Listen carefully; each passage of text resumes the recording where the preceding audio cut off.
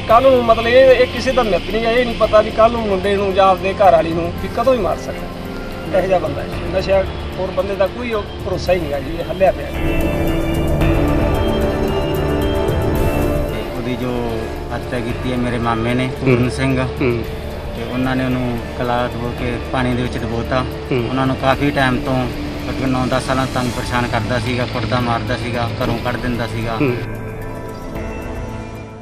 Avon Punjabi ਨਿਡਰ ਨਿਰਪੱਖ ਨਵੀਂ ਸੋਚ मैं ਤੁਹਾਡਾ ਦੋਸਤ ਸੋਮ ਸਹੋਤਾ ਤਾਂ ਲੈ ਕੇ ਹਾਜ਼ਰ ਹੈ ਕਰੰਟ ਇਸ਼ੂ ਲਈ ਚੱਲਦੇ ਹਾਂ ਗਿੱਦੜਬਾਹਾ। ਸੋ ਦੋਸਤੋ, ਜਿਸ ਖਬਰ ਦੇ ਨਾਲ ਮੈਂ ਆਪ ਸਭ ਨੂੰ ਰੂਬਰੂ ਕਰਵਾਉਣ ਜਾ ਰਿਹਾ, ਦਿਲ ਦਹਿਲਾਉਣ ਵਾਲੀ ਖਬਰ ਹੈ। ਇੱਕ ਨਸ਼ੇੜੀ ਪੁੱਤ ਦੀ ਕਰਤੂਤ ਬਾਰੇ ਦੱਸਣ ਜਾ ਰਿਹਾ ਔਰ ਆਪਣੇ ਨਸ਼ੇ ਦੀ ਪੂਰਤੀ ਵਾਸਤੇ ਸਭ ਤੋਂ ਪਹਿਲਾਂ ਇਸ ਨਸ਼ੇੜੀ ਪੁੱਤ ਨੇ 7 ਕਿੱਲੇ ਜ਼ਮੀਨ ਦੇ ਵੇਚ ਦਿੱਤੇ ਔਰ ਜਦੋਂ ਜ਼ਮੀਨ ਤੋਂ ਬਾਅਦ ਵੀ ਇਸ ਦਾ ਨਹੀਂ ਸਰਿਆ ਤੇ ਮਾਂ ਦੇ ਕੋਲੋਂ ਆਪਣੇ ਨਸ਼ਿਆਂ ਦੀ ਪੂਰਤੀ ਵਾਸਤੇ ਪੈਸਿਆਂ ਦੀ ਮੰਗ ਕਰਨ ਲੱਗ ਪਿਆ। ਮਾਂ ਕਿਸੇ ਨਾ ਕਿਸੇ ਤਰ੍ਹਾਂ ਆਪਣੇ ਬੱਚੇ ਨੂੰ ਪੈਸੇ ਦਿੰਦੀ ਰਹੀ ਔਰ ਆਖਰਕਾਰ ਮਾਂ ਵੀ ਕਿੱਥੋਂ ਲਿਆਵੇ। ਜਦੋਂ ਮਾਂ ਨੇ ਪੈਸੇ ਦੇਣੇ ਬੰਦ ਕਰ ਦਿੱਤੇ ਤਾਂ ਇਸ ਕਲਯੁਗੀ ਪੁੱਤ ਨੇ ਇੱਕ ਇਹੋ ਜਿਹੀ ਕਰਤੂਤ ਕੀਤੀ ਹੈ ਜਿਸ ਨੂੰ ਦੱਸਦਿਆਂ ਵੀ ਮੈਨੂੰ ਸ਼ਰਮ ਮਹਿਸੂਸ ਹੋ ਰਹੀ ਹੈ। किस तरह की करतूत की है पूरी जानकारी देने वास्ते मेरे नाल गिद्दड़बाहा तो सोनी ढल्ला जी जुड़ चुके हैं। उन्होंने तो अपडेट लेने आ। सोनी जी की अपडेट है इस खबर नूं लैके? सोम जी इनू आपां पहली गल तां मैं इनू खबर नहीं कहूँगा, इनू आपां एक दुखदाई घटना कहांगे क्योंकि यह एक शर्मनाक दुखदाई घटना हैगी है। ये मामला है गिद्दड़बाहा के नेड़ले पिंड भारू का जिथों शर्मसार करन देने वाली ਜਿਹੜੀ ਘਟਨਾ ਸਾਹਮਣੇ ਆਈ ਹੈ ਜਿੱਥੇ ਇੱਕ ਨਸ਼ੇੜੀ ਪੁੱਤ ਨੇ ਪਹਿਲਾਂ ਆਪਣੇ 7 ਕਿੱਲੇ ਜਿਹੜੀ ਜ਼ਮੀਨ ਜੋ ਕਿ ਕਰੋੜਾਂ ਦੇ ਨੇੜੇ ਬਣਦੀ ਸੀ ਉਹ ਆਪਣੇ ਨਸ਼ੇ ਦੀ ਪੂਰਤੀ ਵਾਸਤੇ ਵੇਚ ਦਿੱਤੀ ਤੇ ਪਿਛਲੇ ਦਿਨੀ ਉਹ ਆਪਣੀ ਮਾਂ ਤੋਂ ਨਸ਼ੇ ਦੀ ਪੂਰਤੀ ਵਾਸਤੇ ਪੈਸਿਆਂ ਦੀ ਮੰਗ ਕਰਦਾ ਸੀ। ਜਦੋਂ ਉਸ ਦੀ ਮਾਂ ਨੇ ਅਸਮਰਥਾ ਜ਼ਾਹਿਰ ਦਿਖਾਈ ਕੀਤੀ ਵੀ ਮੈਂ ਨਹੀਂ ਦੇ ਸਕਦੀ ਤਾਂ ਉਸ ਨਸ਼ੇੜੀ ਪੁੱਤ ਨੇ ਅਜਿਹੀ ਘਟਨਾ ਨੂੰ ਅੰਜਾਮ ਦਿੱਤਾ ਹੈ ਜੋ ਆਪਣਾ ਸ਼ਬਦਾਂ ਦੇ ਵਿੱਚ ਮੈਂ ਬਿਆਨ ਨਹੀਂ ਕਰ ਸਕਦਾ ਕਿਉਂਕਿ ਇਹ ਜਿਹੜੀ ਘਟਨਾ ਨੂੰ ਅੰਜਾਮ ਦਿੱਤਾ ਹੈ ਬਹੁਤ ਹੀ ਦਰਦਨਾਕ ਘਟਨਾ ਹੈਗੀ ਆ। ਉਸਨੇ ਆਪਣੀ ਮਾਂ ਨੂੰ ਗਲਾ ਘੁੱਟ ਕੇ ਪਾਣੀ ਵਾਲੀ ਡਿੱਗੀ ਵਿੱਚ ਡੁਬੋ ਕੇ ਜਿਹੜਾ ਹੈਗਾ ਮਾਰ ਦਿੱਤਾ। ਸੋਮ ਜੀ ਮੈਂ ਤੁਹਾਨੂੰ ਦੱਸਣਾ ਚਾਹੂੰਗਾ ਜਿਹੜਾ ਪੰਜਾਬ ਹੈ, ਪੰਜਾਬ 5 ਪਾਣੀਆਂ ਦੀ ਧਰਤੀ ਦੇ ਨਾਂ ਤੇ ਬਣਿਆ ਸੀ। ਪੰਜਾਬ ਤੇ 6ਵਾਂ ਦਰਿਆ ਇਸ ਦੇ ਵਿੱਚ ਜਿਹੜਾ ਵਗ ਰਿਹਾ ਹੈਗਾ ਉਹ ਨਸ਼ੇ ਦਾ ਦਰਿਆ ਵਗ ਰਿਹਾ ਹੈ ਤੇ ਇਸ ਵਿੱਚ ਕੋਈ ਸ਼ੱਕ ਨਹੀਂ ਜਿਹੜਾ 6ਵੇਂ ਦਰਿਆ ਜਿਹੜਾ ਵਗ ਰਿਹਾ ਹੈਗਾ ਇਸ ਸ਼ਰਮਨਾਕ ਘਟਨਾਵਾਂ ਇਹਦੇ ਵਿੱਚ ਬਹੁਤ ਹੋਈਆਂ ਇਹ ਦਰਿਆ ਕਰਕੇ ਕਿਉਂਕਿ ਇਸ ਨਾਲ ਜਿਹੜਾ ਆਪਾਂ ਸਮੇਂ-ਸਮੇਂ ਤੇ ਦੇਖਦੇ ਆ ਵੀ ਕਿਸ ਤਰ੍ਹਾਂ ਕਿਸੇ ਨੇ ਨਸ਼ੇ ਦੀ ਪੂਰਤੀ ਵਾਸਤੇ ਭੈਣ ਨਾਲ ਗਲਤ ਕੰਮ ਕਰਤਾ, ਕਿਸੇ ਨੇ ਮਾਂ ਨੂੰ ਮਾਰਤਾ, ਕਿਸੇ ਨੇ ਕੁਛ ਕਰਤਾ, ਕਿਸੇ ਨੇ ਇਸ ਤਰ੍ਹਾਂ ਦੀਆਂ ਘਟਨਾ ਆਪਾਂ ਡੇਲੀ ਸੁਣਦੇ ਆ। ਇਹ ਮਾਮਲਾ ਜਿਹੜਾ ਗਿੱਦੜਬਾਹਾ ਦੇ ਨੇੜਲੇ ਪਿੰਡ ਦਾ ਹੈਗਾ ਇੱਥੇ ਵੀ ਜਿਹੜੀ ਆਪਣੀ ਮਾਂ ਨੂੰ ਇਸ ਨਸ਼ੇੜੀ ਪੁੱਤ ਜਿਹੜਾ ਪੂਰਨ ਸਿੰਘ ਇਹਨੇ ਆਪਣੇ ਮਾਂ ਨੂੰ ਨਸ਼ੇ ਦੀ ਪੂਰਤੀ ਵਾਸਤੇ ਗਲਾ ਘੁੱਟ ਕੇ ਉਸ ਤੋਂ ਬਾਅਦ ਪਾਣੀ ਵਾਲੀ ਡਿੱਗੀ ਵਿੱਚ ਡੁਬੋ ਕੇ ਮਾਰ ਦਿੱਤਾ ਤੇ ਉਸ ਦੇ ਉੱਤੇ ਉਸ ਤੋਂ ਬਾਅਦ ਪੱਲੀ ਪਾ ਕੇ ਫੱਟੇ ਰੱਖ ਦਿੱਤੇ ਤਾਂ ਜੋ ਕਿਸੇ ਨੂੰ ਪਤਾ ਨਾ ਲੱਗੇ। ਜੀ सोनी जी तुसी ये खबर बारे दस रहे सी इस घटना बारे तो सचमुच बहुत इस तरह महसूस हो रहा सी कि एक ਜਦੋਂ ਅਸੀਂ ਗੱਲ ਕਰਦੇ ਹਾਂ ਤਾਂ ਸਾਡੀ ਆਤਮਾ ਕੰਬ ਰਹੀ ਹੈ। ਉਸ ਸ਼ਖਸ ਨੇ ਇਸ ਸਾਰੀ ਘਟਨਾ ਨੂੰ ਅੰਜਾਮ ਦਿੱਤਾ ਹੈ ਔਰ ਉਸ ਵੇਲੇ ਕੀ ਉਸ ਨੂੰ ਇਹ ਨਹੀਂ ਪਤਾ ਸੀ ਕਿ ਮੇਰੀ ਮਾਂ ਜਿਸ ਦੇ ਨਾਲ ਮੈਂ ਮਤਲਬ ਇਸ ਨੂੰ ਮੈਂ ਖਤਮ ਕਰ ਰਿਹਾ ਹਾਂ ਕਿ ਉਸਨੇ ਨਹੀਂ ਸੋਚਿਆ ਸੀ? ਦੇਖੋ ਜਿਹੜਾ ਬੰਦਾ ਸੋਮ ਜੀ ਮੈਂ ਤੁਹਾਨੂੰ ਦੱਸਦਾ ਜਿਹੜਾ ਬੰਦਾ ਨਸ਼ੇ ਦੇ ਵਿੱਚ ਧੁੱਤ ਹੁੰਦਾ ਹੈ ਉਸ ਨੂੰ ਕਿਸੇ ਰਿਸ਼ਤੇਦਾਰੀ ਕਿਸੇ ਦਾ ਕੁਝ ਨਹੀਂ ਪਤਾ ਹੁੰਦਾ। ਉਸ ਨੂੰ ਸਿਰਫ ਤੇ ਸਿਰਫ ਜਿਹੜਾ ਉਹਦਾ ਧਿਆਨ ਹੁੰਦਾ ਸਿਰਫ ਨਸ਼ੇ ਵਾਸਤੇ ਨਸ਼ੇ ਵੱਲ ਹੀ ਹੁੰਦਾ। ਇਹਦੇ ਵਿੱਚ ਸਭ ਤੋਂ ਵੱਡੀ ਗੱਲ ਹੈ ਇਸ ਸਬੰਧ ਵਿੱਚ ਸਾਡੀ ਜਿਹੜਾ ਮ੍ਰਿਤਕ ਜਿਹੜੀ ਔਰਤ ਸੀਗੀ ਉਹਦੇ ਜਿਹੜੇ ਦੋਤੇ ਨਾਲ ਗੱਲਬਾਤ ਹੋਈ ਤੇ ਉਹਨਾਂ ਦੇ ਗੁਆਂਢੀ ਨਾਲ ਗੱਲਬਾਤ ਹੋਈ। ਉਹਨਾਂ ਨੇ ਵੀ ਜਿਹੜੇ ਬੜੇ ਦੁਖੀ ਅਤੇ ਭਰੇ ਮਨ ਨਾਲ ਦੱਸਿਆ ਵੀ ਜਿਹੜਾ ਇਹ ਪੂਰਨ ਸਿੰਘ ਸੀਗਾ ਇਹ ਕਾਫੀ ਲੰਬੇ ਸਮੇਂ ਤੋਂ ਜਿਹੜਾ ਨਸ਼ੇ ਕਰਨ ਦਾ ਆਦੀ ਸੀਗਾ ਤੇ ਇਸ ਨੇ ਪਹਿਲਾਂ 7 ਕਿੱਲੇ ਜ਼ਮੀਨ ਵੇਚਤੀ। ਉਸ ਤੋਂ ਬਾਅਦ ਇਹ ਇੱਥੋਂ ਤੱਕ ਕਿ ਜਿਸ ਘਰ ਦੇ ਵਿੱਚ ਰਹਿ ਰਹੇ ਸੀਗੇ ਕਿਉਂਕਿ ਜਿਹੜੇ ਪਰਿਵਾਰਕ ਮੈਂਬਰ ਸੀ ਉਹ ਆਪਣਾ ਰੋਜੀ ਰੋਟੀ ਜਿਹੜੀ ਚਲਾਉਣ ਵਾਸਤੇ ਮਿਹਨਤ ਮਜ਼ਦੂਰੀ ਕਰਦੇ ਸੀਗੇ, ਉਹ ਆਪਣੀ ਰੋਜੀ ਰੋਟੀ ਚਲਾਉਂਦੇ ਸੀਗੇ ਪਰ ਇਹ ਜਿਹੜਾ ਆਪਣੇ ਨਸ਼ੇ ਦੀ ਪੂਰਤੀ ਵਾਸਤੇ ਆਪਣੀ ਮਾਂ ਨੂੰ ਤੰਗ ਪਰੇਸ਼ਾਨ ਕਰਦਾ ਸੀਗਾ। ਇੱਥੋਂ ਤੱਕ ਵੀ ਉਹਨਾਂ ਨੇ ਜਿਹੜਾ ਕੈਮਰੇ ਅੱਗੇ ਤਾਂ ਨਹੀਂ ਮੰਨੇ ਪਰ ਕੈਮਰੇ ਤੋਂ ਪਾਸੇ ਉਹਨਾਂ ਨੇ ਦੱਸਿਆ ਵੀ ਕਈ ਵਾਰ ਉਹ ਨਸ਼ੇ ਦੇ ਕਾਰਨ ਆਪਣੀ ਮਾਂ ਨੂੰ ਘਰ ਤੋਂ ਬਾਹਰ ਵੀ ਕੱਢ ਦਿੰਦਾ ਸੀ ਜਿਸ ਕਰਕੇ ਉਸ ਦੀ ਮਾਂ ਅਕਸਰ ਹੀ ਦੇਖਦੇ ਆਪਾਂ ਜਿਹੜੇ ਪਿੰਡਾਂ ਦੇ ਵਿੱਚ ਛੱਟੀਆਂ ਦੇ ਛੋਰ ਪਏ ਹੁੰਦੇ ਆ ਜਾਂ ਕੋਈ ਹੋਰ ਕੰਧ ਕੋਲੇ ਹੁੰਦੇ ਆ, ਉੱਥੇ ਆਪਣੀਆਂ ਰਾਤਾਂ ਜਿਹੜੀਆਂ ਗੁਜ਼ਾਰਦੀ ਸੀ। ਇਸ ਤਰ੍ਹਾਂ ਦੇ ਸ਼ਰਮਨਾਕ ਘਟਨਾਵਾਂ ਨੂੰ ਅੰਜਾਮ ਦਿੰਦਾ ਸੀਗਾ। ਉਹਨਾਂ ਨੇ ਮੰਗ ਕੀਤੀ ਵੀ ਇਸ ਤਰ੍ਹਾਂ ਦੇ ਜਿਹੜਾ ਕਥਿਤ ਦੋਸ਼ੀ ਹੈਗਾ ਪੂਰਨ ਸਿੰਘ, ਇਸ ਤੇ ਸਖਤ ਕਾਨੂੰਨੀ ਕਾਰਵਾਈ ਹੋਣੀ ਚਾਹੀਦੀ ਹੈ ਜੀ। ਲੇਕਿਨ ਦੋਸ਼ੀ ਇਸ ਟਾਈਮ ਹੈ ਕਿੱਥੇ ਹੈ? ਕੀ ਪੁਲਿਸ ਨੇ ਉਸ ਨੂੰ ਗ੍ਰਿਫਤਾਰ ਕਰ ਲਿਆ ਜਾਂ ਕਿਤੇ ਮਤਲਬ ਇੱਧਰ ਉੱਧਰ ਦੱਸਿਆ ਜਾ ਰਿਹਾ? ਦੇਖੋ ਜੀ, ਇਹਦੇ ਵਿੱਚ ਸੋਮ ਜੀ ਇਸ ਤਰ੍ਹਾਂ ਹੈਗਾ ਵੀ ਜਿਹੜਾ ਕਥਿਤ ਦੋਸ਼ੀ ਹੈ ਉਸ ਤੇ ਪੁਲਿਸ ਦੇ ASI ਸਾਡੇ ਜਸਕਰਨ ਸਿੰਘ, ਉਹਨਾਂ ਨਾਲ ਸਾਡੀ ਫੋਨ ਤੇ ਗੱਲਬਾਤ ਹੋਈ। ਹਲਕੀ ਕੈਮਰੇ ਅੱਗੇ ਕਿਸੇ ਨੇ ਬੋਲਣਾ ਮੁਨਾਸਬ ਨਹੀਂ ਸਮਝਿਆਗਾ। ਉਹਨਾਂ ਨੇ ਫੋਨ ਤੇ ਜ਼ਰੂਰ ਸਾਨੂੰ ਜਾਣਕਾਰੀ ਦਿੱਤੀ ਵੀ ਉਸ ਦੇ ਉੱਤੇ ਅਸੀਂ ਧਾਰਾ 302 ਦੇ ਅਧੀਨ ਜਿਹੜਾ ਮੁਕੱਦਮਾ ਦਰਜ ਕਰ ਲਿਆ।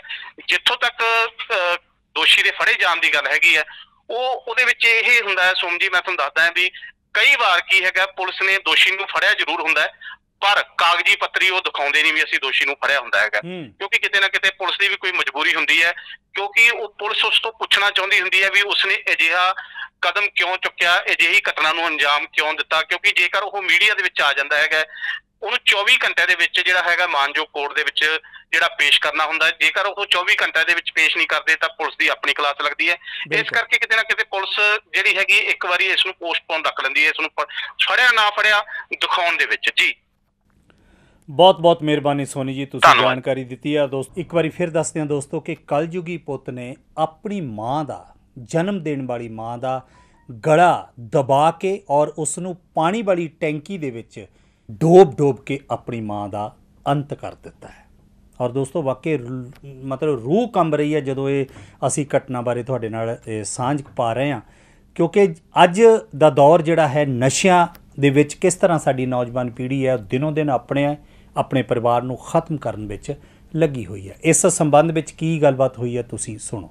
ਕੀ ਨਾਮ ਕੀ ਹੈ ਤੁਹਾਡਾ? ਸ਼ਮਿੰਦਰ ਸਿੰਘ ਜੀ। ਸ਼ਮਿੰਦਰ ਸਿੰਘ ਜੀ, ਕਿੱਥੇ ਕੰਮ ਕਰਦੇ ਹੋ? ਮੈਂ ਵਿਵੇਕ ਆਸ਼ਰਮ ਦੀ ਐਂਬੂਲੈਂਸ ਦੀ ਡਰਾਈਵਰੀ ਕਰਦਾ ਜੀ। ਕੀ ਗੱਲਬਾਤ ਹੋਈ ਸੀਗੀ ਜਿਹੜਾ ਤੁਸੀਂ ਟ੍ਰੈਡ ਪਹੁੰਚੇ?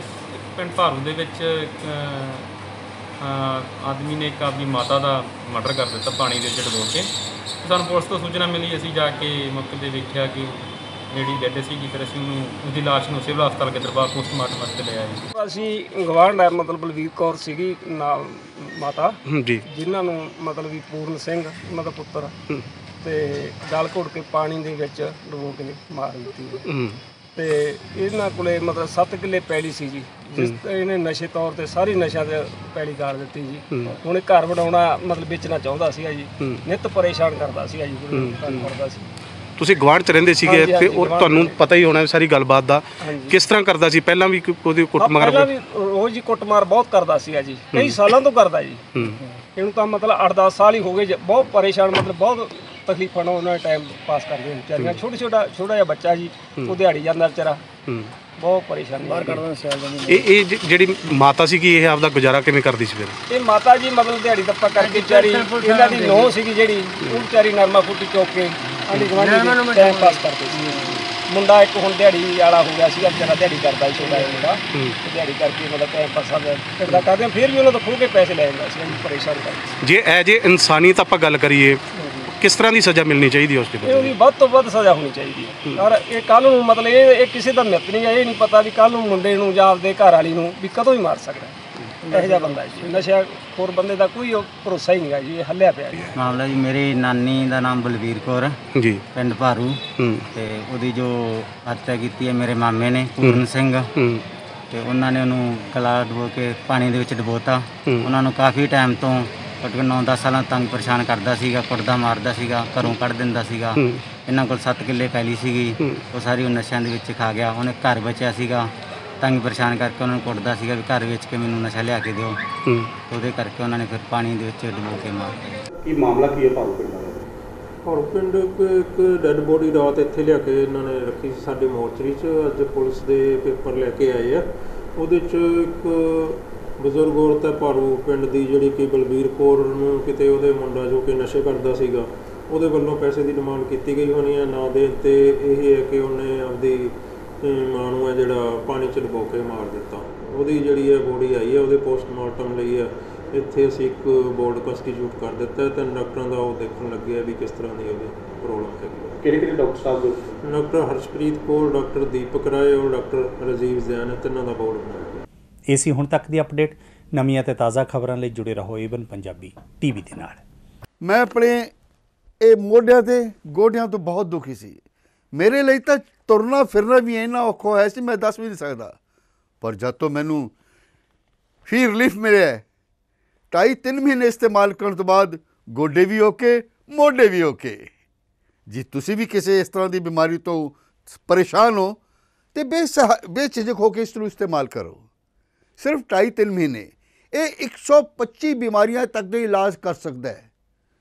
फी रिलीफ हमेशा याद रखो। बस कुछ दिनों तो मैनू बालों की बड़ी समस्या सी, मेरे बाल झड़ने शुरू हो गए सी।